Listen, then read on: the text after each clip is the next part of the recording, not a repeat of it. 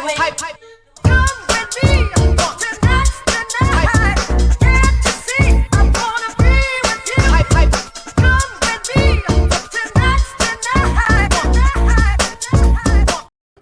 Hello, people. What is going on? It is late Wednesday where I am. It is afternoon where Lucas is. After hours show. Lucas, how are you doing, my friend? I'm all good. My sunburn has finally gone away. The sun is shining. 4th of July is tomorrow. While I'm on the beach drinking my problems away, you all will be voting and all that political bull crap. That it's funny. That is how you're voting on the 4th of July, and I will be out partying, getting absolutely blasted, on a beach somewhere. So. Well, it's gonna be mental tomorrow. But let's talk a bit about West Ham. Politics can wait to the end. Do you know what I mean? The boys are back in work, Lucas. Pictures have emerged of them arriving back at the training ground. Lewis Guilherme, number 11. What is your thoughts on all the boys being back? It's good to see everyone's back in the building. Everyone's back at the cabin, whatever you want to call Rush Green, that piece of crap. But yeah, happy to see them back. Good to see pictures as well of them coming all back. Everyone zooted and booted to the 9, and yeah, I'm excited for the 20th. I know we played Dagenham and Redbridge in 16 days, and then shortly after they make their way to America. Well, they'll be going. Are they going to Austria before Dagenham and Redbridge or after? I'm not too sure. All I know is Dagenham's on the 20th of July, and then I think they might go to Austria, then they go to America. I'm not too sure how it works, but anyway, I'm excited for preseason coming up. I'm really excited to see the outfit. I just want to see how we play, what the vision is. You really can only go so much off of interviews and what Lopetegui says, what other so-called experts say as well. I just want to see it live. What did you make of his interview the other day? Because first time I spoke to you for a while. Obviously, he spoke to the media. Tim Steidten was there. What's your thoughts on that? I mean, he's saying all the right things, but it's hard for me to. I don't know how to explain it. It's one of those where I do have some faith in him. He said all the right things, but like it's hard for me to be convinced, one, because I don't know how he plays and we haven't seen the boys under him yet. And two, like him again, he's saying all the right things and he's getting the people like fired up a bit, but like I don't know, with some of the things he says, I'm just like not really convinced. Like when he said, "I'm at the London club." Like you're only saying that because basically you were one of our last resorts. You got the job. That's why, like, as much as all the good things he said, like I want to be here, I always wanted to come here. Like you needed us as much as we needed you. That type of deal. And again, I have nothing towards Lopetegui. It's just some of the stuff. I don't know. I just need to be convinced, and I don't want to make any prejudgments before I see some preseason matches, and then not even that, maybe a couple months into the season. I'm not going to judge him off preseason or the first couple months of the Premier League. I want to see the vision. I want to see. Yeah, I think preseason is important. I really do. People go, "Oh, it's only preseason; it don't really matter." Well, it does matter. He has to. Like, I want to see sort of the games that I watch. I need to see how West Ham are going to like set up and play. All circumstances and scenarios are different. Like under Moyes, I would say his first preseason I definitely cared about, and from what I can remember, our preseason wasn't actually too great, and we ended up doing well. Then we had a decent preseason, and that was when we finished 14th.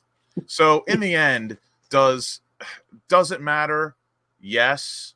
Are you allowed to have the opinion that it's not that big of a deal? Yes. But it all does matter to a point. Again, it depends on how serious you take it. It can go either way. Like it all depends on how you perceive it. But I agree with you. I think preseason is very important, and especially for a manager that's coming in for his first season with us. I think it's very important just because I just want to see his tactics. I want to see how he manages. I want to see if he does certain things and all that. What do you make of Tim Steidten in that interview? Because I thought he spoke well. I must admit, he smiled a lot. I'll give him that. I bet he loves the camera. This guy. I know. I don't know why he's really there for the interview, but yeah. I mean, again, they're saying all the right things. Nothing really to like blow my socks off. I don't know. It's the same thing with Tim, really. And I only say that because Tim kind of puts himself in the spotlight a little bit too. I don't know why he's just so out and about in front of the camera. It really should just be Lopetegui. But it's important for him as well this summer. He is going to be directly tied to this guy. One, because he's in charge of transfers, and two, Lopetegui is not the manager. He is a head coach. So when you have a head coach and a director of football, they are tied together. They are a couple. They are a marriage. And as Lopetegui says, we are not pregnant yet, and we want to be pregnant. Whatever that line he said was. But, yeah, again, they're saying all the right things. I just want to see it come into fruition. You know what I mean? And, Lawrence, I will be in Florida. I'll be at the Palace match in Tampa. Fair enough, mate. That's where it'd be. Us and all the DC Irons will be there. Harry says here, yeah, have you seen that Paqueta could be off to Flamingo, possibly fleeing the country, so perhaps he's done something wrong? One of my mates actually just put it in one of our group chats, funny enough. But tell me about it, because that's the first I've heard of it. So what's been said? Hold on, I'll pull it up real quick. It's from some Brazil website or Twitter. It's from at Brazil Edition. Yeah. Flamengo is in discussions with West Ham to sign Lucas Paqueta. They have been ongoing for over a month, and good progress is being made. Leaving the Premier League could help mitigate Paqueta's punishment with his betting charges. I don't really buy all that, but I don't buy that one, because X did come out and say the other day, it was either today or yesterday, that the club are confident that Paqueta is gonna beat his charges. So, mate, I don't believe so. Like, as I've always said, yeah, I think he knows what's coming. That's why he's trying to get out the door. Harry says he's literally all over Twitter right now. Well, I must have missed it. But for me, if that's the case and he's trying to get to Brazil, yeah, I mean, then, you know, it is what it is, isn't it? Do you know what I'm saying? Transfers. Let's talk about some transfers. Obviously, we've been linked with so many players, but Jean-Claire Todabo, I think his name is. Come on, have a bit of panache about you, Jean-Claire, however you want to pronounce it. You know, Big Gene, I'm gonna call, because he's a fucking unit, right? What are you saying about him, mate? Because he's been linked with a £35 million to £40 million move to West Ham. Again, I'm not going to be one of those people that I'm going to act like I've seen him play a bunch of times. I haven't. I think I've seen him play once or twice. Yeah. But he fits the profile in which I like in defenders. He's big, tall. He's got a bit of pace. I don't know too much about his technical ability, if he can play the ball out from the back, if he's composed or not. But he fits the profile I like in defenders. Like I said, big, tall, a bit of pace. And what was I going to say? And 24 years old as well. A bit of room to – I wouldn't say – he does have a little bit of room to grow. And, again, I would rather I'd rather pay 35 million or 40 million pound for him than Max Kilman. Even though, don't get me wrong, Max Kilman, is he probably the safer option? We know what we're going to get from him. Yes, but I don't. Listen, let me finish. He's a safer option, and you know what you're getting from him. But Jean-Claire, I think he's a better player. I think he's got more potential, and it's a bit of a better deal. Max Kilman's already 27, going on 28. So I don't know. I prefer the move for Jean-Claire.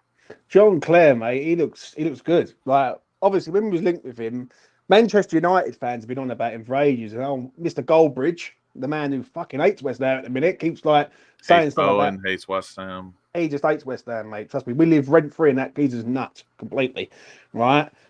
He started saying about him and saying because what it is, I think the club he's currently at can't do a deal with Manchester United because they're owned, like they've got a joint owner or something or some shit. It literally has it on their shirt.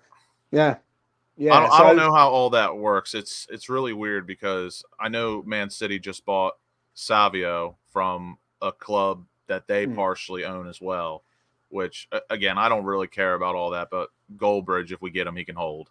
He's going to have to hold it. Yeah.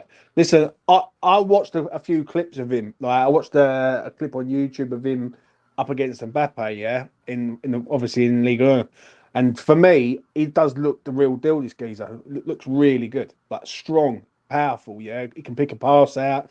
He don't mind getting his head on the ball, something that Aguerd doesn't like to do. It's so weird. I've said that, I don't know if I've ever mentioned this to you. I've mentioned it to my mates a bunch of times. It's just the French league is so weird because as a league, I think it's absolutely horrendous. But they have so many good individual talents, individual prospects that turn out to be quite decent players. And I always, for some reason, I always have hope with people from the French league. Even Aguerd, like, has Aguerd really panned out at West Ham? I'd probably say no, but we know there's a player in there. Like, he's not complete crap, but it just hasn't really worked out. Is it his attitude though, Lucas? I think his attitude's gone. I don't think he has a bad attitude, but I don't know. I just think his time is up, and he's not the type of defender we need right now. Especially, I don't think he's a Lopetegui type of defender as well. He looks for someone a bit more solid and a bit more rounded. As Aguerd is more of like your modern day type of center half. Yeah, I'm going to be honest. We need someone powerful in defence, someone who's good on the ground and good in the air. Like I think what it is when you look at Zuma, yeah, he's good in the air, he's pretty strong, but he can't run. And then you look at Aguerd, he can run, but he can't defend. So you got two players there. If you can get one of them and merge them together, then we're laughing. I'm going to get to this comment here, yeah? James, hope you're good. Apparently, Kilman and Walker Peters are close. Thoughts? What's your thoughts on that, Lucas? Kilman, like I said, for the price, I'm really not a fan of the price. If the price ends up being £35 million, that's the absolute most I would go for him. Anything above that, I think we're really not getting our money's worth. But Kyle Walker-Peters, I've been wanting him at West Ham at least for the past 3 seasons, and he loves a link to us. Him or Wan-Bissaka would really do me. I would love that. I'm not on the Wan-Bissaka train, mate. Not at all. I watched him a few games for United last season. What game was it? I watched him in one game, and he was fucking awful. He has a bit of the same issue as Emerson, really, where he carries the ball well. He is a better defender than Emerson. He's one of the best one-on-one defenders in the Premier League, but he just cannot put a good ball in. As with Emerson puts in a decent cross on the ground, but he can't put one in the air. So I do kind of get that, but I don't know. For the price, I think Wan-Bissaka would be a decent buy, but I'm more on the Walker-Peters train. Yeah, so am I. The Kilman one irritates me a little bit. I'm not going to lie. Yeah, because I think we're trying to appease Wolves and Maidenhead United. Yeah, I just don't feel that. I feel like we're being sort of pushed into this deal, and Wolves know it. Yeah, that's why Wolves are up in the ante. Because of Lopetegui, though. It's not like we're trying to satisfy Wolves or Maidenhead. Like, Lopetegui wants him apparently badly. Yeah. And again, I kind of get it. Like last season, Moyes wanted Maguire, McTominay, Ward-Prowse, right? We ended up with Ward-Prowse, and people were screaming £30 million, way too much. James Ward-Prowse ended up having arguably our best output all season. But again, I'm hoping it turns out like that. He makes me eat my words. Say we do pay £40 million for Max Kilman, everyone goes up and riot, and maybe he ends up being arguably our best defender. He should be for the price. I don't know on this one, Lucas. I'm going to be real. Yeah, when I look at this one, this is a toss of a coin job all day long. If he performs well, then Lopetegui's a god, isn't he? Lopetegui's amazing. He's the Messiah. If it goes bad, I just have a feeling that, and again, some people disregard the price. Some people put the price in hand. I just feel like he's not going to be like just 40 million pound good. I think he's going to be at best steady. Yeah, I agree. And again, like, but is he 40 million pounds steady though? That's the real question. He's not. You know what I'm saying? Like 40 million pound for a player. Yeah, and let's have it right here. No one else is coming in for this geezer. No one else is screaming, I've got to go and get Max Gilman. Yeah, I just don't buy it. And when I look at like Todd Bow at, I think his Nice, where he's at, I'm all for that one, but I'm not for the Gilman one. Do you know what I'm saying? Like, if this goes bad, then you're gonna have a split fan base again, in my opinion, because people will say, like, if it goes well, Lopetegui's a fucking god. If it goes bad, people are going to say, well, he's the one who brought him in. He's fucking charged 40 million for the geezer. Do you know what I'm saying? What do you make of Callum Wilson link? Because I'm not on that either. I mean, the only benefit of Callum Wilson coming to West Ham is that he'll never score against us again. But true. That should literally be like option Z, option Y. Like we've missed on 8 strikers, and he's the last on the list. But I'm not for that.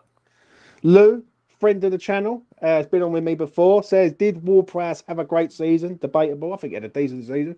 I think he done a lot better than some of the other players in our ranks. Do you know what I mean? So, I did say great, but I don't mean that literally. I mean, he had 7 goals, 7 assists in the Premier League first season, and he had a bunch more contributions in Europe. I think he had a very good first season, especially coming into a new club. Most of the time, someone like him coming into a new club, I feel like they wouldn't put up those types of numbers. But I'll be honest, I half expected a couple more players in by now, but I'm not panicking just yet. When do you start to panic, Lucas, for you in this situation? Because I'm going to be honest, for me, when West Ham go to America, that is when I want to start seeing. I want to see players here before they go to America. Yeah, because I think that's the right thing to do. You bring defenders in that you are looking to work with in pre-season, so they're ready for the start of the season. Again, it's weird because everyone has different preferences and all that. Like me, like obviously in a perfect world, you would like to get all your brand new signings in. Yeah. Let's say probably like a month into the window, because you obviously want everyone to gel together, play together before the season starts, but it never works out that way. Rarely does that ever happen. Even when people look at clubs like Brighton, who people think they're perfect, they run their club perfectly. They never get all their transfers in a month into the window and they're all ready before the season. That's just not how it works 90% of the time. But ideally, in my opinion, I would like to have all of our signings in a month before the season starts, just so they can at least get 1, maybe 2 preseason matches in together, all the training sessions as well. But especially West Ham, it never works out that way. But I don't know. I'm not concerned yet, but I'm kind of in the same boat as you. I would like to have most of our new signings in by the time they leave for America, but I'm struggling to see it. By the time West Ham get to the Dagenham Redbridge game on the 20th of July, I expect at least 2 players in the door. Like, so if, for instance, Kilman and Carl Walker-Peters arrive at West Ham, I start to feel a bit calmer about the situation. Like, even though I'm not overly on it with the Kilman thing. Yeah, if he arrives and plays in the claret and blue, I'm going to back him to the hill. The issue that I've got is that it just feels like it's a bit of a scattergun approach, if I'm being honest. Someone said it on Twitter the other day, and I make them right. It seems like we're just firing bids at everywhere, and there's no structure. And someone else said it saying, oh, no, I can't remember what it was. I think it was on a space. Yeah. So shout out to whoever it was. Well, I can't remember who it was, though. They said, with Stydham, I would have thought there would have been targets already pre-planned. Yeah, sort of saying, right, that's the guy you're going to go for. At the minute, apart from Guilherme, I'm not seeing anyone, mate. Like, I'm not seeing anyone who's a Tim Stydham, like, gem pick from the middle of nowhere. Do you know what I'm saying? Yeah. I would say Guilherme is probably the only one, but I Yeah. guess if you know world football, you could probably argue like, oh, if you're into young talent, Yeah. everyone knows about Guilherme. But I would give him credit for that one because I've never heard of him before. But I don't know. I feel like, does it feel a bit scattergun? Yes, but I do feel like Stein has brought a little bit more structure. To me, it feels like the only person we're really hung up on is Kilman. But then again, that could feel that way because Lopetegui is so into getting his guy who he thinks is going to lock down the back line, which again, I don't blame Lopetegui for having that feeling because he's worked with him before. He's proven, or Kilman's proven to Lopetegui he's reliable, yada, yada, yada. So I get that. And to me personally, I feel like that's really the only player we're hung up on. I think all the others Steiden does have a list. He's checking it twice.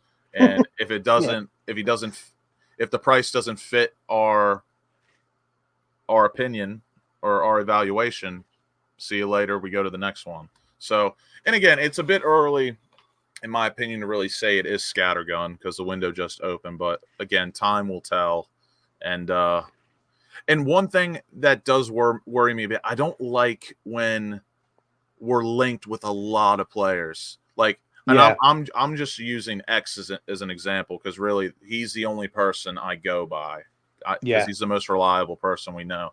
And even with X's updates, we've been linked to a lot of players, like Depay, Bergwijn, that one, that one center half from Turkey. My point is, we've just been linked with a lot of players. There hasn't been like 3 or 4 players that like we're locked in on, and we've heard a lot of news from. We're getting linked with a lot of different players. See, what you're saying is spot on, right? Because when Guilherme was mentioned, it was pinpoint. We was after him, bang, and we got him. I agree with you. Yeah, we weren't really hung up on him. Yeah, but you say we're being linked with everyone. Everyone, Kilman, Todabo, this fucking Greaves, Philogene at Hull. It's just it just feels like there's no. It does feel like a scattergun approach. Like what I can't understand by West Ham with the Philogene and the Greaves one, and it drives me fucking mad, is West Ham know the Championship market very, very well. They've signed some really good players from there, like Bowen, Cresswell's, name them 2 players. Even Antonio, I think, come from Nottingham Forest back in the day, when we signed him, right? So we know the Championship market. There's 2 players there who could instantly come in and be like gems for West Ham for the future, right? And it would help the homegrown quota. Now, I don't understand why West Ham are not going for these geezers. 35 million, and I see something today with Ipswich dropping in a 35 million bid. I'm thinking, well, fuck me, they must see it. So why can't we see it? Even 40, I think, would be great. That's worth a punt to me because I think Philogene is electric. He is definitely the type of guy, in my opinion, we need on the left wing. Someone, everyone's favorite quote: young and hungry, a lot of pace. Good dribbler of the ball. I don't know about his end product. I do know that one goal he scored last season was absolutely electric. But 40 million pound for Greaves and Philogene, that's the type of wheel and deal I like to see. And even if you ask me, I'd rather spend call it 50. I'd rather spend 55 mil on Philogene, Greaves, and O'Brien from Lyon. I feel like that'd be good business, but again, it depends. You know what? In that O'Brien, I did not know he was 6'6". I like a bit of that, but again, solid, man, good player. Yet to be seen. But like I said, just concerns me a bit that we've been linked with so many players, which to me, and again, people have got to make sure they read the tweets. Just because we're interested in someone doesn't mean we've bid for him yet. So to me, if you said we're having a scattergun approach, that means we've got, say there's 6 players, we've got 6 bids in, and we're going to, hopefully someone accepts one and we're going to take it from there. Most of it, from what I've seen, seems like basically they're on Steiden's list and we're going to try and pinpoint who we want to go after. That's just my opinion, though. I know what you're saying. I know it sounds like the O'Brien one. I think it's a smooth move from West Ham. I think he's a very good player, solid. Yeah, I do rate anyone who goes abroad to sort of learn their trade. Yeah, he was at Crystal Palace as a youth player, I believe. Before that, Swindon, and I think he come from Cork City, if I've got it right. I think he's done. I think he's done pretty well over in Lyon. Yeah, and I think he'd be a good signing to bring back to the UK. The Philogene and Greaves one, I don't understand it. I'm going to be real. I just don't. I really don't care. This from E. Davis, which shout out to him by the way. Yeah. I'll tell you what, the Jean Claire bid to me screams smoke and mirrors. To me personally, that's one that if I had to bet on a bid that we come up short on just to appease us, that's the one, in my opinion. But he's a better player than fucking Gilman. He is. But even remember that January when Moyes needed players and Sullivan puts in, what was it, £50 million bid for Rafinha and Calvin Phillips. Like, that was a joke. And he literally did. That is literally the definition of, okay, I did what y'all wanted. I put in a bid for these two players. Like, you might as well have not even done that at all. That was an absolute disgrace and embarrassing to do that. But same, I don't know. I just have a feeling this Jean Claire is going to be a bit of a smoke and mirrors phantom bid. But I hope we somehow swindle him in. If we get him in, then I'll be over the moon with that. I think he's a decent player. I think he's really good. I do agree. Some of the, like, as I say earlier, like the smoke and mirrors type of things with some of these bids, and some of the players we're getting linked with, it doesn't fill you with fucking optimism. But there's one player that we do get linked with. I'm going to mention him right now. It's Mr. Ivan Toney, the man who helped England the other day. What are you saying about him? People are mixed with him. Some people will say Jonathan David. Some people say someone else. I've always said on this channel, ever since I started it, bring me Ivan Toney to West Ham to replace Antonio, because I think he's the guy. Yeah, I think the bracket now, right between the top six and then down, I think Tony's there, like just below the top six. Right, I think he's where we're at. I think I'll be straight up. I'm not a fan of Ivan Toney's personality, his professionalism. I'm really not a fan of the way he carries himself, because he has slagged off Brentford so many times, a club that's given him a chance and all that. But in terms of a player, Ivan Toney, he is brilliant. I feel the same way about him as I do Bruno Fernandes. I don't like him. I think he's an absolute rat, but Bruno is world class. He's a hell of a player, and I do enjoy watching him play. I feel the same with Ivan Toney. I think Ivan Toney is brilliant, and the only thing that sucks is that he's 29. He's a bit old, but he's 28. He's going to be 29. But I feel like the way he plays, he's definitely got some years left in him. Like, if he signed a 4 or 5 year contract, I definitely think he'd give us a good 3-4 seasons with the way he plays. Because I don't, and I'm not comparing his skill to Harry Kane, but him and Harry Kane play almost the exact same. They hold the ball up well. They can spray it around if they have to. Yeah. Good finishers, great penalty taker. You take free kicks as well. Decent in the air. If we somehow got Ivan Toney, I'd be over the moon. Just the only thing that would worry me is his professionalism. Nah, mate, Paolo Di Canio. Simple as that. Did Paolo Di Canio ever go on record or film or camera and say, fuck West Ham?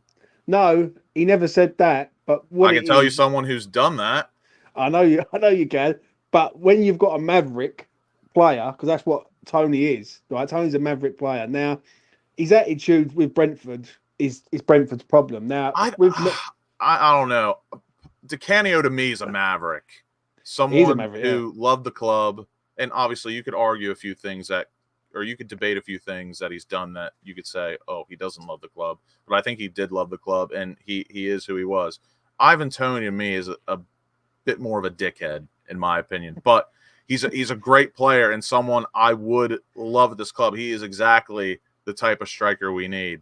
And if oh my goodness, I don't even want to picture an attacking four of Paqueta, Kudus, Bowen, Tony. That would be absolutely dangerous. That fires you. That if that happens, that fires you into the top 7. 100%. I say it quite. I would expect that. Yeah. That and but that's the talent that we need. Like when I see fucking Callum Wilson being mentioned, and there's another one, Zaha. There's another striker that appeared the other day that I look at and I'm thinking, is this where we're going as a club? You know, this is a good question for you because I know you like Jonathan David. The way I view Jonathan David, I viewed him the same way as I did Alvarez. I really haven't seen Jonathan David play that. I've seen him play enough for his club, to understand the type of player he is, and I've seen him play a few times for Canada. I'm not impressed with the Jonathan David of Canada, but you could argue he's playing with a bunch of scrubs, which I think he is. But this is basically my question to you. Would you rather pay £25 million for Jonathan David or say Ivan Toney is available for £40 million? Which I'd take the risk on Toney as well. Yeah.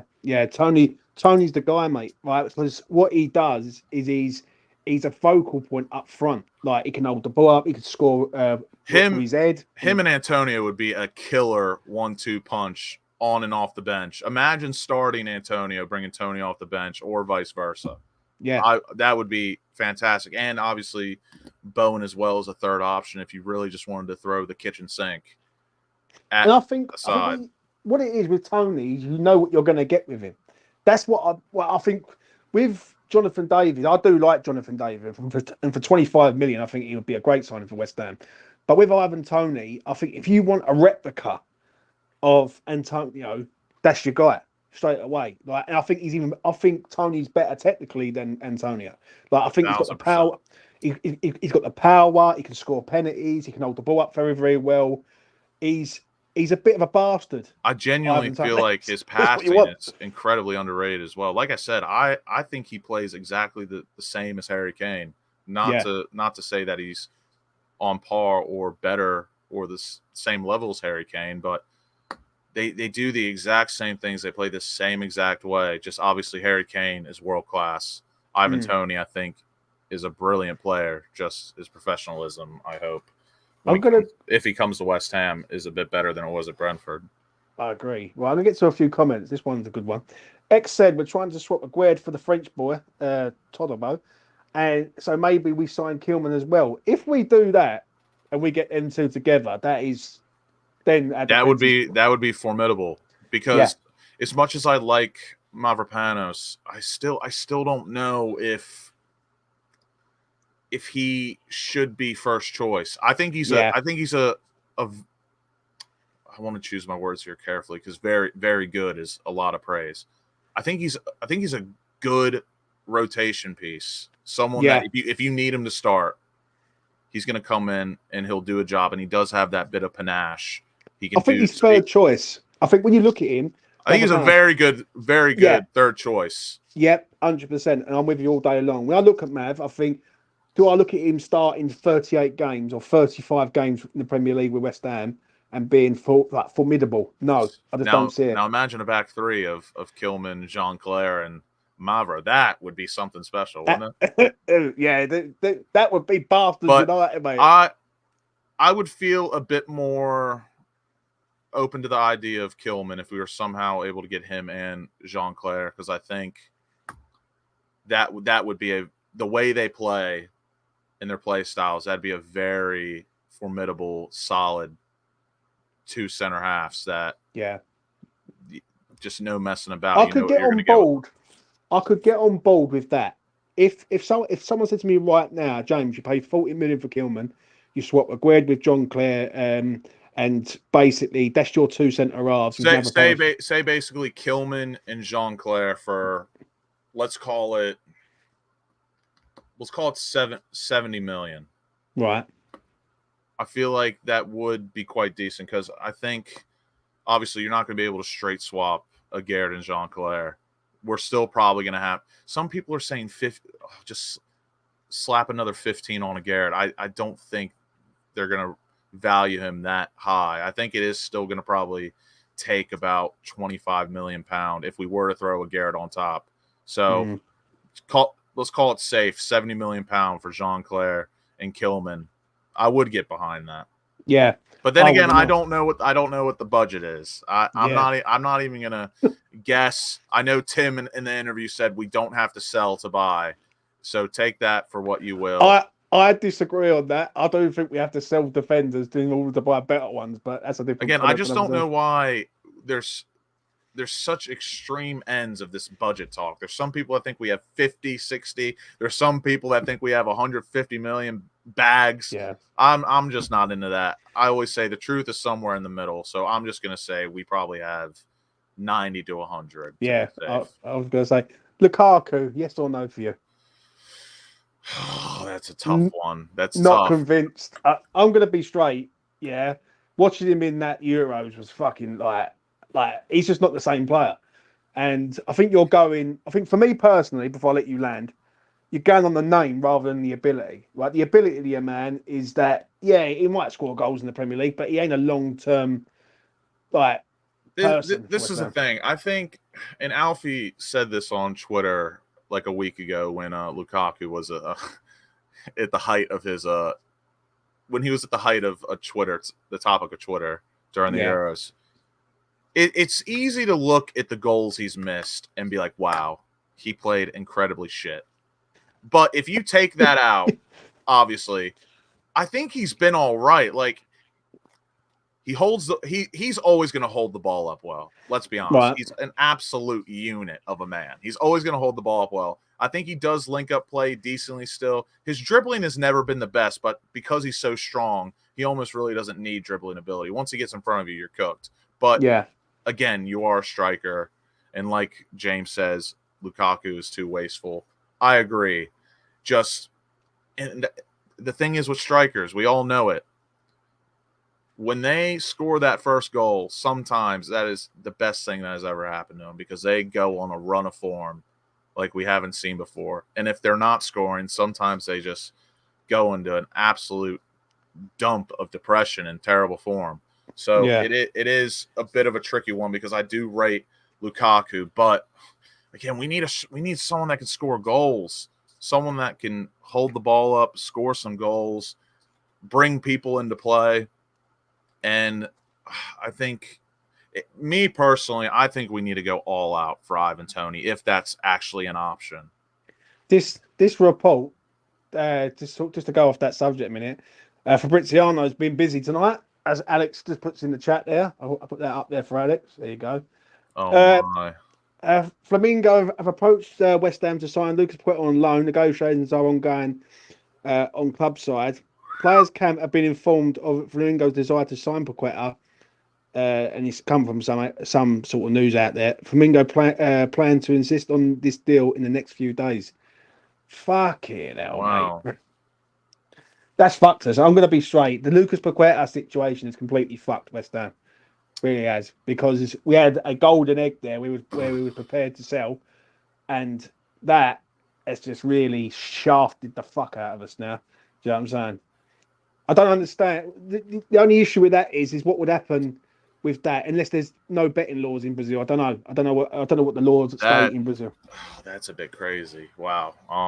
I was not expecting that to be true whatsoever. But what are you saying about that? Give us your instant reaction to that. I just again, and I told we both feel the same way. In my opinion, West Ham should not be in a total rebuild. I think we need a few pieces, and we can get right back to competing and trying to compete for what we desire, which is not getting Europe, but fighting for Europe. There's a difference. We're not a solidified European side, but in my opinion, we should be fighting for Europe. And again, to me, fighting for Europe constitutes finishing top half. That's my opinion. Some people may not think that way. So some people will see this news and be like, oh, you know what? That might not be the worst thing in the world because we're in a rebuild. We're building a brand new squad, which I can get that to a certain degree. But I still feel like for the people like us who don't think we're in a complete rebuild, and we're still only a few signings away from still fighting for Europe. I don't like it because I still think, regardless of the betting stuff, Lucas Paqueta is a vital player that will help us fight for Europe and maybe get it. But again, it's a tricky one. I don't like it personally because I think Lucas Paqueta will be found not guilty of all the stuff. But if you're someone that thinks he is going to get binned, then I would think that they would think it's not the worst thing in the world. Do you know what? Because he is on massive wages as well, and the wages he is on, that could help us sign a new player. I know what you're saying. But it still fucks us to a point. Big Belly Bryans is here. Yeah, the dirt on Paqueta's gambling situation must be true. Maybe a European ban incoming, but not for South America. Maybe. But as I've always said, and I've always said this. Don't fuck with the betting companies because they will rip you apart, mate. They will go through every single device, everywhere to get to the point. The gambling commission are hot, and they are worse than the fucking law. Do you know what I'm saying? Especially when it comes to money. That's just such a tricky situation. It really is. It is. Like the thing is now is will West Ham have to sell him for a cut price deal? Do you know what I'm saying? Like, do you know what I'm saying? Where we was going to get 70 million for him? See, and this is the thing as well, is that that's a good thing as well. We should be hoping he gets found. Obviously, we should be hoping he gets found not guilty because we can sue the FA, as well and get some money because it was clearly known that Paqueta would have gone to City and they would have paid a decent amount of money. We can sue the FA for that. I've seen that. But the thing with this Flamingo move as well, it's just going to have to be a loan. There's no way there's going to be an option to buy because Flamingo are not going to pay. They're a South American club. They're not going to pay 20. But let's just call it 20 million pound or more for a player. That I would like to know the last time that has ever happened. But I'm going to say this: as Tim Steiden found any players in Flamingo that he looked at and thought, maybe we could do a part exchange deal with a couple of their boys. That could be, but at the same time, like just a straight loan, and then maybe we get a young prospect or someone in exchange. I don't know. And Jay Woods, I do make right. X did say this, that they're fairly confident the FA don't have sufficient evidence. But again, as we all know, with the FA, they don't really work off a court of law. If they basically, at the end of the day, if they think you're guilty, they're going to charge you, and then it's just going to go into more of a spiral. And that's the one thing that's going to get annoying is I don't want this to keep getting pushed back and pushed back and pushed back. Because there's a reason though, Lucas, though, right? Why this is coming up now with the loan, right? You don't, because otherwise, if you're not guilty and you know that the FA are going to sort of dismiss the case, you wouldn't be looking like a loan option to fucking Brazil wouldn't be like the top of the agenda. Do you know what I'm saying? It is the top of the agenda if you think you are have found something and you are going to get found guilty, and the only way out is to get back to South America. I'll tell you what, it doesn't look good for him. That news, it doesn't look good. But again, I can only go off what X has said. But again, the FA is not the court of law. If they think you're guilty, that's it. The only way it can get to a court of law is if everyone keeps appealing so much. It's just like, listen, we gotta take this somewhere higher. I don't know. I don't know the way England laws and the FA work to the fullest extent, but it's not great news for someone like myself who thinks we don't need to completely rebuild, and I still think he's an important player if he is available. And if he is available, he should be playing 1,000%. Yeah, and the thing is, saying like what Big Belly just said there, I know for sure we're linked with Pedro, the centre forward for Flamingo, ex-Brazil player. I don't know whether he's in the Copa America side and in the Bruno deal. It would not surprise me if West Ham could swing this around to say, right, we loan you in for a year, Yeah, but what I don't understand is why would you want to loan him for a year? Like Exactly. that's the $1 million question that needs to be asked: is why are you loaning him to South America? Because he's not like one of these players like let's say Anthony Martial, for example, who has been loaned out several times from United. Yeah, United, they have a good reason for loaning someone like Anthony Martial out because he's on over probably 200 grand a week he was at United, but he was probably on over 200 grand a week at United. So that's a lot of money. But for someone like Lucas Paqueta, who for us, who's on decent wage, one of our highest paid players for sure. yeah. Like I can kind of see why we would want to loan him out, but with all the stuff going on, it is a bit fishy. But and like Terry says, it's chaos. Yeah, I'm gonna read this out. Fair enough. Terry Ball, hope you're well, mate. Chaos could be more on a personal level as his head seems to have gone with the case. And this is getting him out of the UK limelight for a while. The only issue with that is why, if that is the case, why there? Do you know what I'm saying? Obviously, he used to play for them, I believe, back in the day.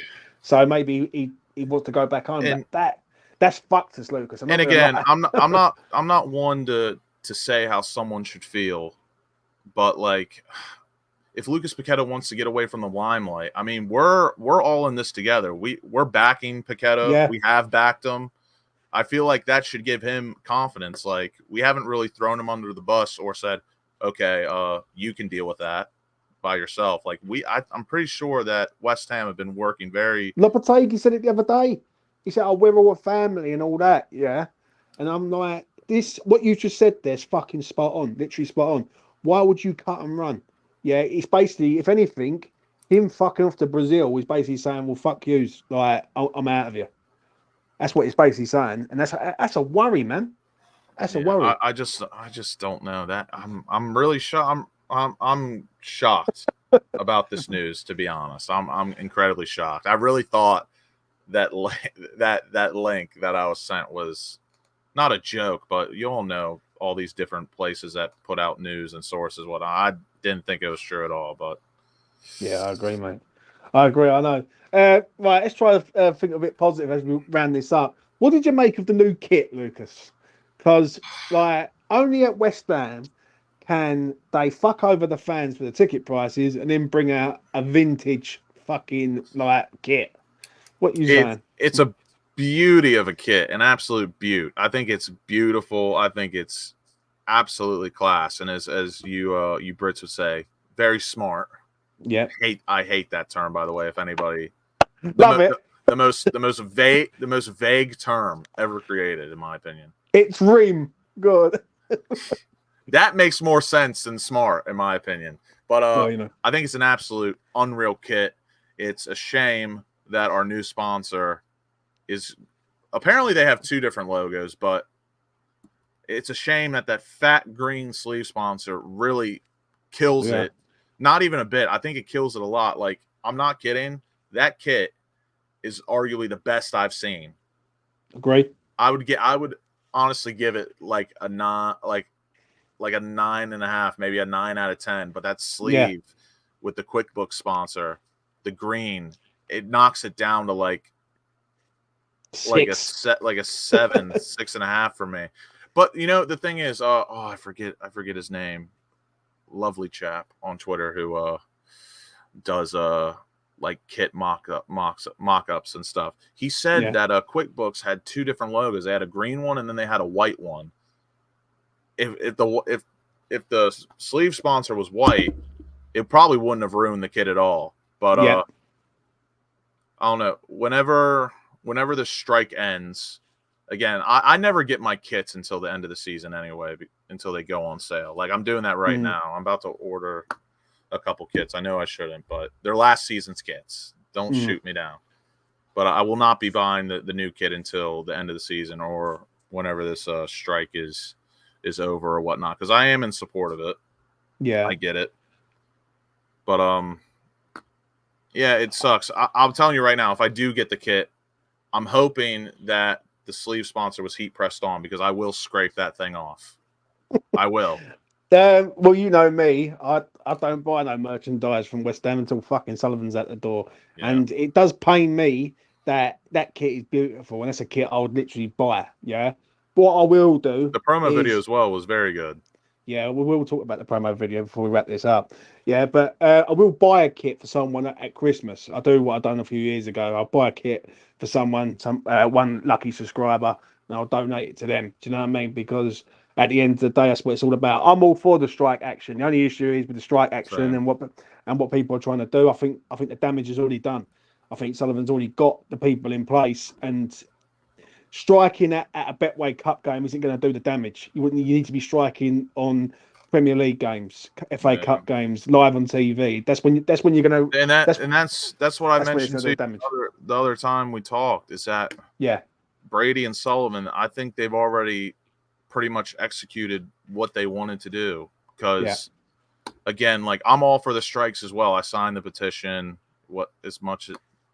Whatever that means, or as much as it means to some people, I did sign it because I agree with it, and hopefully it does make a difference. But at the end of the day, like Terry said, it's 2 years too late, and Sullivan and Brady have accomplished their mission, in my opinion. If we do go on strike,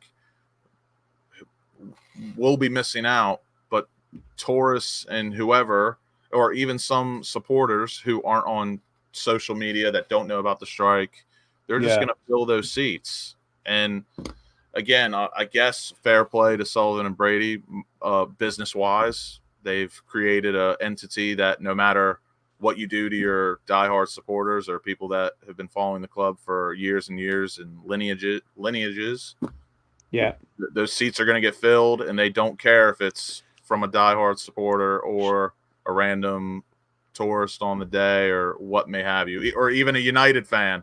You know how many United supporters I see turn up to the LS, to La Bowl, wearing their United kits? I just don't get it. It's weird. That is one thing that rages me. Away fans in the home end. Yeah. One thing I will say is Mrs. Brady, Karen Brady. You know what I mean? Like, I could call her something a lot worse, but I'm going to try and be a bit more polite. She put something out the other day, and then she turns her fucking comments off. Like a right fucking wrong one. Yeah. Exactly. If you're at least have some back about you. Have a bit of a spine about you. Like, you know what you're doing is wrong.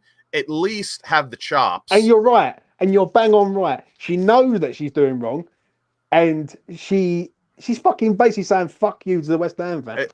At least have the chops to stick it back to us. Be like, yeah, I know what I'm doing's fucked up.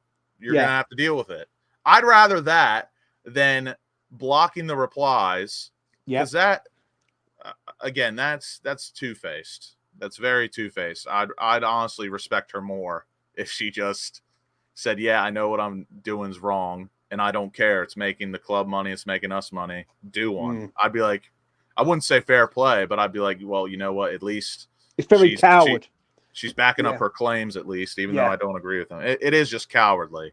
And again, we've talked about the subject so much, but it's disgusting what they're doing. The prices are terrible.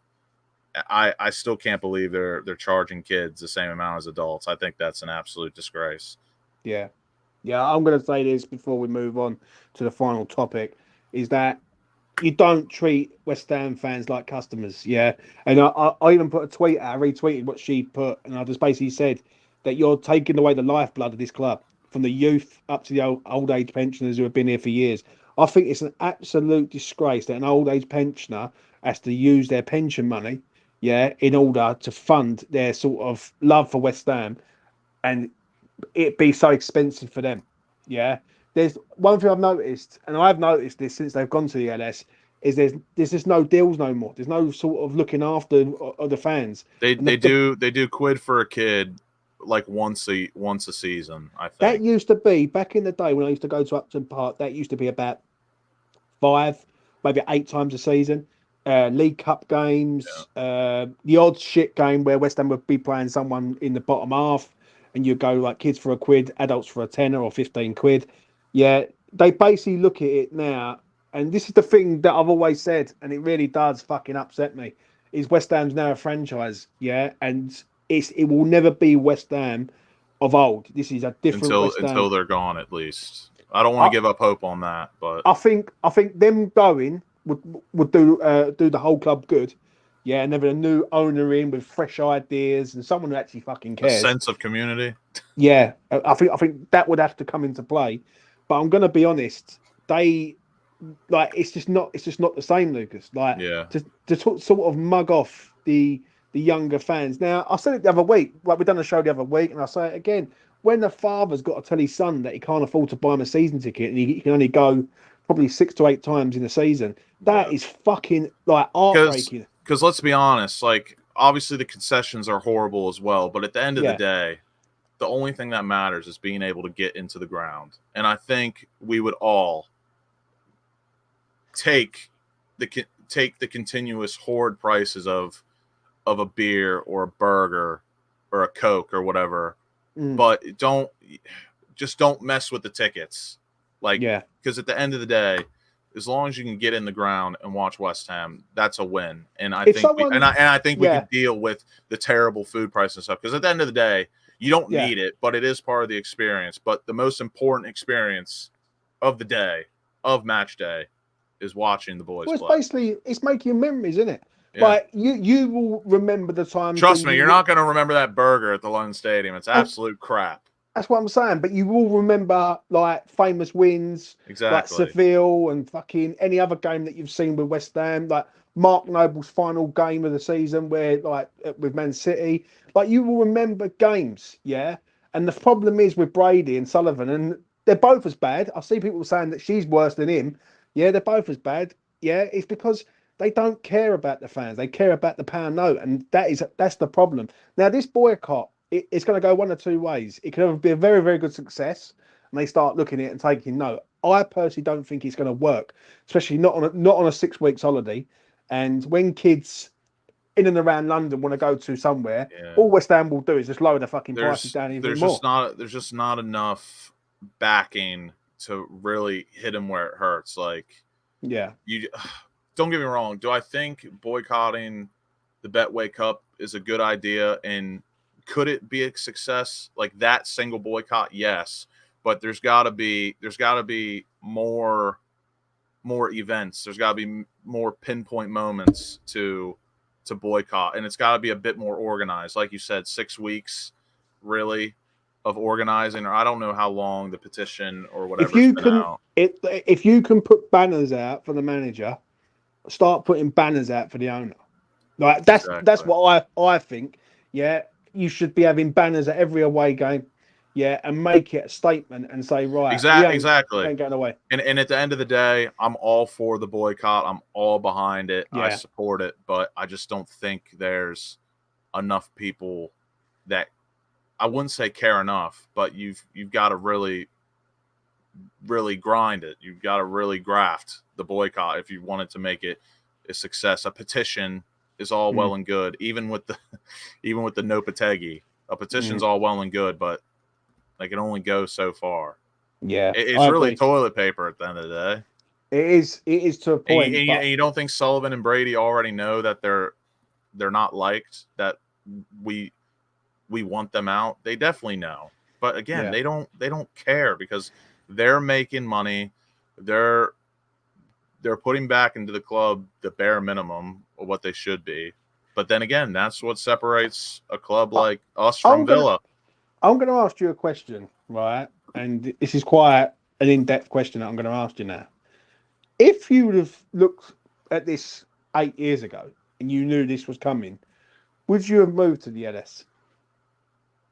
No. Absolutely not. Still to this day, the thing that upsets me the most is I still never got a chance to go to Upton Park. It really does.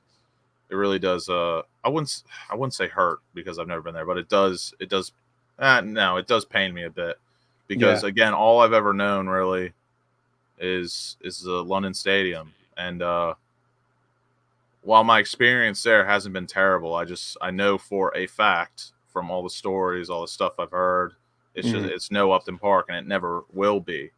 But the only way we can ever make it a fortress is I would say 60% of it is down to us, and the other 40%, it's just we can't make the improvements that we want to make. But Oh, do you know what? Right, I'm gonna be straight. Yeah, there's like when I walked out in 2016, and I spoke to people in the East End. Yeah, a few people that are really good friends of mine. Right, and they said, James, I'm telling you, like they're gonna fuck us over there. And when the word franchise come up, it's very Americanized, isn't it, Lucas? Like in America, every sports team's a franchise. Like build yeah, them up in a way, and with English football, it's never been like that. It's always been a more of a community yeah, based. Like that's where we're from. You represent basically the area that you're from. When you go away, you represent the East London. That's what they say. You're representing East London. And for them to go and shaft us the way they have, and the way they're shafting the people now, the issue I've got is like they just don't fucking care. Now, the one thing I will say, and as I just said this a minute ago, if you can bring banners out for Moyes, start getting the fucking banners agreed. out for Sullivan, yeah, and making it amends. For me, the Betway Cup, it's a good idea. Don't get me wrong, but I don't think it's going to have an impact. I think There's just got to be more. There's got to be more. You just that, yeah, can't boycott the Betway Cup and say it is a success. You just can't do that and then start of the new season. Let's go support the boys. Like, no, you've got to sacrifice. So you've got to sacrifice. There's got to be sacrifice somewhere. As much as, for example, if you really want to stick it to them, like you said, you've got to start boycotting Premier League matches. And as much as everyone loves the club, if you know for a fact, like let's say this, if you knew for a fact each London derby at home, if people don't go and you know it's going to hit Sullivan and Brady where it hurts, yeah, and that could get them out the door, would you do it? If it was me, I would. Would it hurt? Yes. It would hurt me deeply, but it's for a greater good. But then again, like I said, you have got to get enough people with the same vision. And unfortunately, all the people that have signed that petition, it hasn't reached 10,000 yet, but let's say only 10,000 people sign it. That's just, and we are all on the same wavelength. It's not enough people. You got to get to like 30. You've got to get to like 30, yeah. maybe even more, which is crazy. But then again, you have to get to that amount because Brady and Sullivan's plan that they put in place it's basically taken into fruition. Like it's happening. This is quite an interesting conversation. This really is, right? Because the way I look at it is there's two sides of the coin on this one. There's people who can afford it and it doesn't really bother them, and there's people who really can't afford it. Yeah. And when you're looking at it from an OAP's point of view, now I'm going to talk about like the lower class, like the working class, lower class who are struggling right now, and they love West Ham. They've backed West Ham through thick and thin, been a season ticket old for years. For them to be sort of taking the piss out of their service as being a West Ham supporter over the last 40, 50 years, that is where you just don't insult people in that nature. And that's where the East End roots come into play. And now, if you're from the East End and you've been brought up in the East End, or you've got family like I have who are fucking claret and blue, fucking sound of the bow bells and everything, excuse me, then you just don't mug off the locals. And yet again, what they done 8 years ago is what they're doing again. This time they do it to the fans rather than the locals who like the community around Upton Park. So it is a tricky one. Like if they're gonna do it, fucking up it. Up You got to the go big all time. out.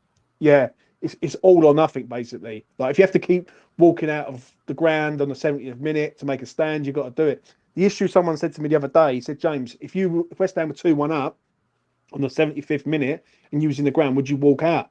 And it pulls at your heartstrings because you want to see West Ham get the win, but you don't want to see people getting mugged exactly off. That's why I said like there's got to be a sacrifice. There's got to be sacrifice somewhere, even if Yeah. it is my fault. I am part of the problem, but you just have to make sacrifices sometimes, even though it hurts. Like everyone in the chat, you, me, everyone, there's been times in our lives where we didn't want to do something, but we literally had to. And if we didn't, we were fucked. Yeah. And that's the type of situation we're kind of in right now with people that really want these people out. Like you can say this, that, and the third, but like actions speak louder than words. And even if it does hurt that you would have to miss matches or walk out early, or not buy kits, food, drink, whatever, like that's what has to be done. But again, some people are not on the same level as others, and I'm not gonna detest them for that or criticize them. I agree, right? So the thing is, with the food and drink situation, if it's raging up, imagine like first game, August, in the UK, really hot, Aston Villa at home. No one's going to sit there and not going to buy a drink and suffer. Do you know what I mean? And that's the problem. The problem is the damage has already been done, and I think who just said it there? I think where's it gone? Terry said it. This is a good comment as it goes from Terry. Let's be honest. It's a painful truth. As a fan base, we've been diluted and lost our edge and bollocks. It will have to go terribly wrong on the pitch for the people to get angry enough, sadly. I agree with that comment 100%. Because if it goes well, you don't hear nothing from West Ham fans, yeah? When it don't go well, you start seeing them outside the ground. The problem is, if you're gonna do this boycott, you got to go like all out every game. 120%. Yeah, and basically make a statement on live TV. I've said it so many fucking times. Do it on live TV. Put a banner out on live TV, and as you're walking out, fucking hold the banner up. That goes around all the media, everywhere. And the last thing I'll say before I'm done talking about this, we also need some figureheads to step up and say some stuff, because there's enough well-known West Ham supporters out there who they definitely get some benefits. They get some services that other people do not. And if they possibly done something or said something or promoted a certain something like Hammers United, that could also progress this forward and maybe make it easier for everyone else. But again, with life there comes sacrifices, and I would hope, again, I want it to happen. I really do. And again, that's easy for me to say because I live in America. But if I'm telling you right now, and you'd believe me when I say this, if I lived in the UK and you told me, you laid down the foundation, we need to do A, B, C, D, E, F, and G to get them out the door, but that requires missing every London derby at home. I'd have to miss United at home. You'd have to walk out whatever score, whatever minute. I would do it personally. I would. Yeah, and listen, I agree with you, mate. I agree with you. Listen, shout out to them boys. That's what I'm going to say. Who are fighting for that cause. I understand it. Only West Ham can put out a fucking kit, one of the best kits they've ever done, to mug off the fans even more so, to make them divided to a point. Finally, Lucas, the Euros has been banging. Hit and miss. I might have the unpopular opinion. I've seen both sides of the coin on Twitter. I think this Euros has been really good. Has there been a drought of goals? I would say yes, but there's been plenty of matches we've seen in our lives where the scores finished 0-0 or 1-1, and it was an absolute action-packed mess of entertainment.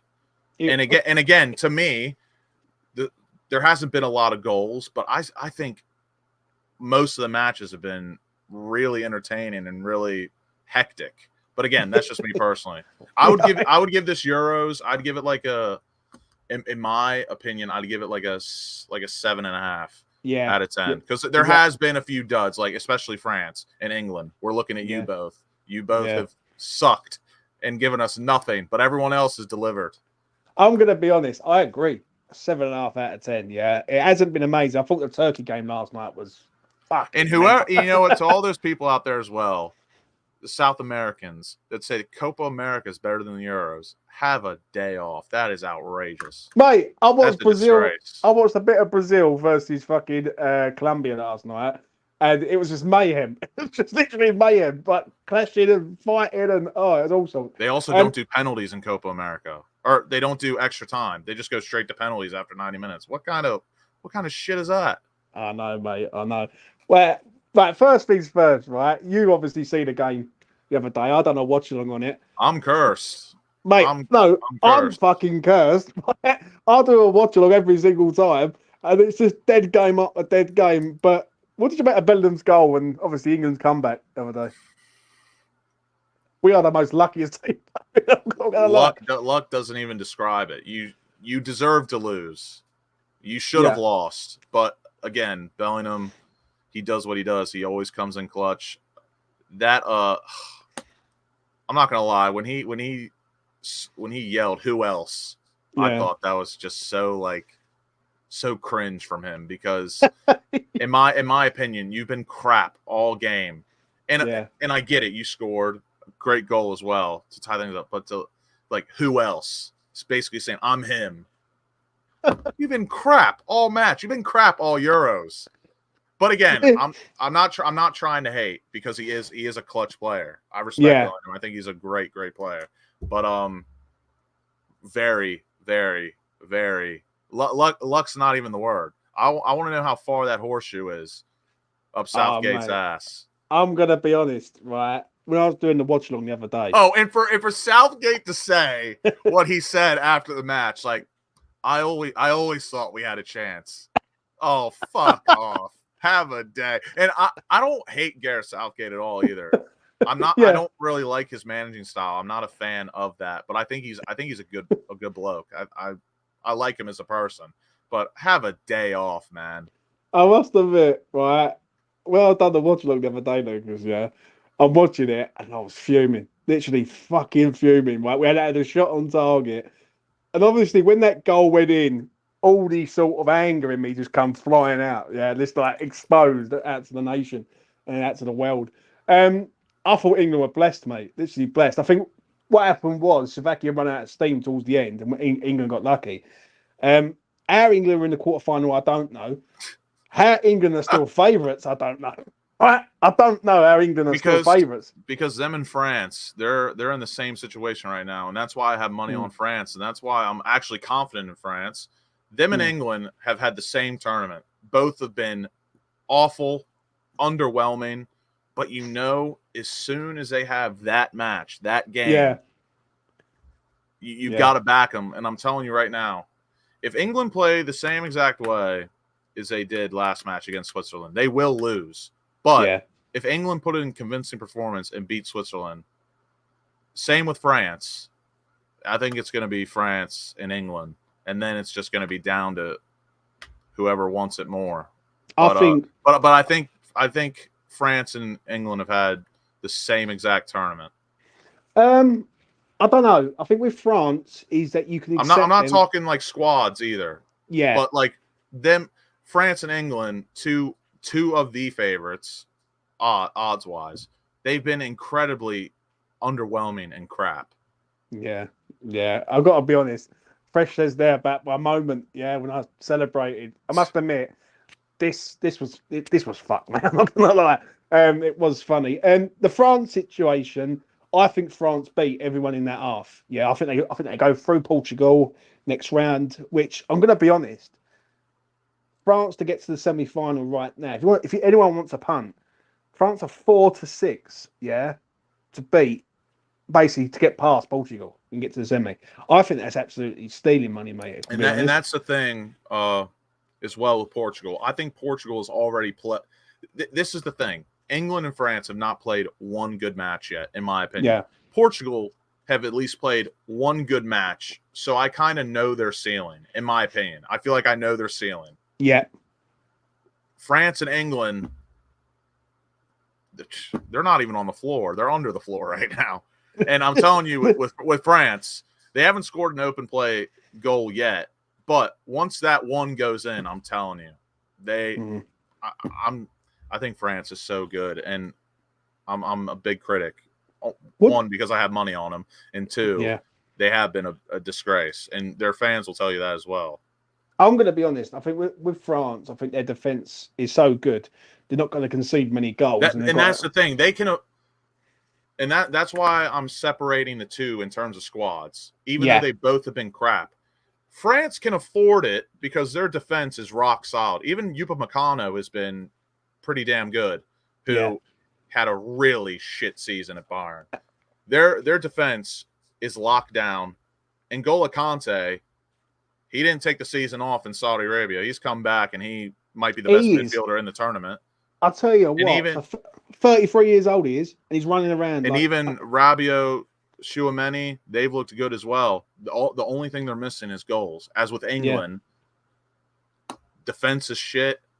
Midfield is right now at best okay. I honestly think that's been the only thing holding England together, even though they've been crap, is the midfield has been okay. And then you got an attacking bunch who they don't know where to go. They don't know how to gel with each other. And it's a whole mess. So right, let's go through them then. Spain, Germany. What you saying on that? Give us a prediction. oh, it's gonna be an absolute corker, that match. Friday's gonna be unreal. Yeah. Yeah. What you saying? I think Spain, they play good football. I think they're playing a bit better than who they are, in my opinion. I think Germany have been incredibly steady. I'm gonna say Germany on penalties. I think Germany will get it done. I don't think Spain's had a proper test yet, but Germany will give it to them, especially on home soil. Germany know how to win these sort of tight games. I think Spain have been good. I'm going to be honest. I think they've been very, very good. I think their front line's very, very good. But I do think Germany, I don't know. I just feel Germany will get to the semi-final. I'm going to go 1-1 in the penalties and Germany to win on pens. Fair enough, mate. France, Portugal, what you saying? France, I'm going to go 3-1. Yeah, I think France, anyone wants a bet, I looked on exchange rate, go and look on any betting site. France to qualify 4-6, I think is absolutely fucking printing money. Portugal played 120 minutes the other day, penalties against a Slovenia side who, let's have it right, they go 1-on-1. And he should have scored the striker, but yeah, I think France will do him. Right, let's go Turkey versus Holland, which is a pretty tasty affair. It is, but I think the Dutch will go through. It's not going to be easy, but I'm going to go for like a chaotic 2-1. I think the Dutch will score two very easy ones, but then Turkey will score with like 5 or 4 minutes left in the match, and it just causes utter carnage. Yeah, I think Holland go through Turkey. Turkey's missing a lot of players as well coming up in this match, I believe. I think they give absolutely everything. Yeah. Against Austria, and that save at the end, I'm going to be honest, it's one of the best saves I've seen. But Alec Geezer saved it. That was unbelievable. Yeah. And then finally, England, Switzerland. The toughest one for me, because England have played 4 incredibly crap matches in a row. Yeah. And again, them and France to me have had the same tournament. And to me, if England play the same exact way they did last match, they are not beating Switzerland, because they looked like Austria but better, incredibly organized. They have a plan, they know how to execute it, but Switzerland has better players. And it's in terms of what I've seen of consistency, I think the Swiss have the edge, but they just don't have the quality the English have. And as we know, even at West Ham, we've had fantastic names on paper, incredible team on paper, but on the pitch, they absolutely capitulate and look shit. And that's kind of what England are doing right now. And I just don't think Gareth Southgate has that. I don't buy that the players would die for him. I don't buy it personally. So I'm going to go with – and stop comparing Southgate to Moyes. Moyes has a European trophy, by the way. Just saying it in case anyone forgot. Yeah. What you say? Swiss in extra time. I think England – maybe I'm fucking mad. You should be. You should be back in your country. I'm going to say this, right? There's a result coming. Yeah, I've been saying it for ages, right? I thought it was going to be against Slovakia. It wasn't, right? It wasn't. But maybe, just maybe, that is scared the shit out of them in a way to say, right, fucking and I liven up. agree. There's real no in between. Like I said, Yeah. with France and England, like there's just no in between. I have a feeling like if England score first against Switzerland, if I could put a bet on them right then and there to make it to the final, I will do it. And same with France. If they score first in open play, I'm booking them both to the final. But it really depends. Like if Switzerland score first, I just feel like England are going to get counterattacked to all fuck, and I don't know. I feel that England need a result, and I think that's the closest you're ever going to get to going out of a competition, right? And then somehow swinging that around and winning. I think on Saturday, I don't know why, but 3-0 England just fucking rings in my head. Right, I just think England are going to turn up and just go through. And that three in the back news as well is quite interesting. And another reason why I kind of back Switzerland a bit more is that Gareth Southgate. I get that he has to change something because they've been so bad, but you just can't seamlessly change from what you've been playing to a back three or back five, whatever they're doing. It sounds like a legitimate back three because they would probably put Saka at left mid. Yeah, but it's tough. Again, it's like, do you go with the consistency of what you've seen, or do you go with the fresh new change with world-class players, but not really a great manager? Yeah, but he can't win either way, though, with Southgate, because if he goes and wants to change it now, people say, well, why are you changing it? Exactly. If you don't change it, he's like, I think people will respect it. I think there will be more people than less that would respect if he made a change, because everyone can agree England have been shit so far, and he probably should have made the change sooner. But I know, I agree with you though. Like, damned if you do, damned if you don't. 100%. Final question, Lucas: who wins the Euros for you? France. I just think Portugal. That's gonna be the match where they score their first open play goal, and I wouldn't be surprised if they dusted Portugal like 3-0 or 3-1, and that's really what's going to set the tone for them for the rest of the match. And Germany is going to be tough too if they have to play them, but I just feel like you've got Mbappe, you've got a great midfield, a great defense. I wish I would have put money on Germany too, because they're looking a bit of the same, but I don't know. I'm going to say this, before we wrap this up. I've got a lot of money on France. I think France will get to the final, and then what I'll do, I'll lay it off at the end. For me, I think France's defence is where they've got the best defence, in my opinion. I don't see a better defence other than the French defence. When you look at Saliba and was it Hernandez there, they look fucking the real deal. He's unbelievable. He's powerful defender, right? I think if Spain get past Germany, then Spain could get to the final, but I just don't think they get past Germany. So I'm going to say France to get to the final. On the England side of things, I think England against Holland in a semi-final will be a fucking big game. If England get past it, I think there'll be lots of goals in that match. Because both defenses are Holland's defense is a bit better, but their attack shit. You know what I mean? So, I'm going to say France-England final. I don't know why. I don't know. It just feels like it's made for England to get to the final.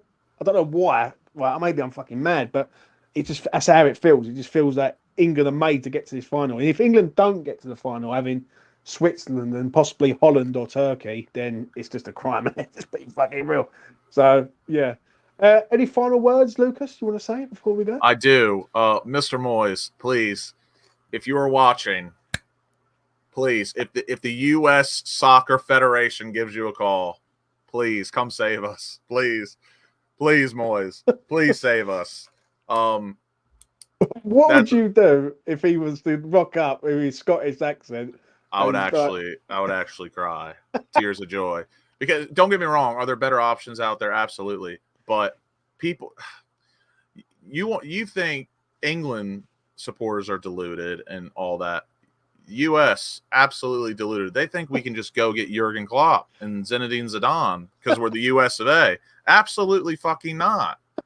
But then again, you got to remember these people that are saying this are American supporters who support Pig Six clubs, and they have no idea of reality.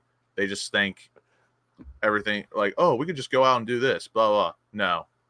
And you know Mr. full Moyes, well. Mr. Moyes to the US of A is the man. He is the man with the plan, and he knows tournament football. He will lead us to glory in 2026. Quarterfinal. It's in the stars. Give us your, before you go, give us your top 3 managers for the US. Oh my God. Like in terms of who I would want? Yeah, just give it like from 3 to 1, basically. I'll just give you 3. Mr. Moyes. Yeah. Actually, I'll put him at number 1 because I love him. Number 2, again, I want to be realistic. I do think Jurgen Klopp, with the set of players we have, we could do something special. But I just don't think Jurgen Klopp would have. And I hate him as well. I don't want to hate the manager. I don't want to hate the manager. I hate him.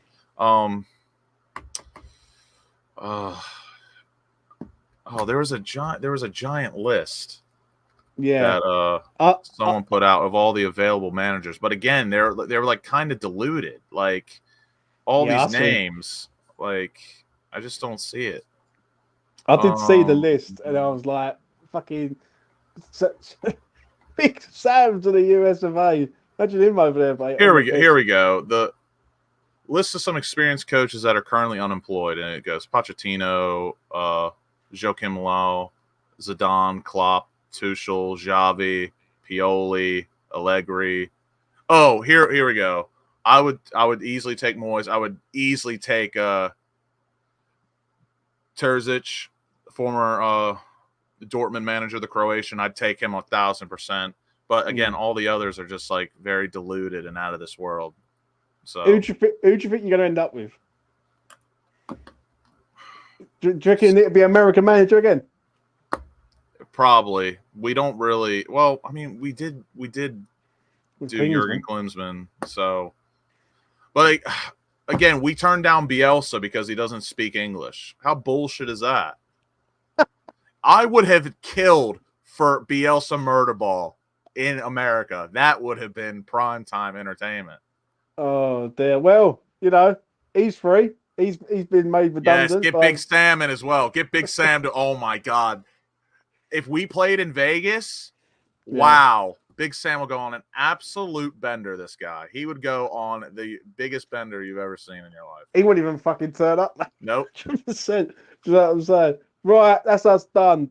Please smash a like on the video, subscribe to E20 Zone TV, hit the notification bell and more. Lucas Paqueta looks like he could be heading to Brazil on a loan deal, a 1-year ban incoming. What to say about it, I don't know. I'll probably do a video tomorrow at some point to give you further information on it. Enjoy your evening wherever you are, whether you're in the US of A or in the UK. And yeah, look forward to the Euros. Is it coming home? Is it not? Who knows? But we're all going home, and let's hope England don't either. Take care. Abosh.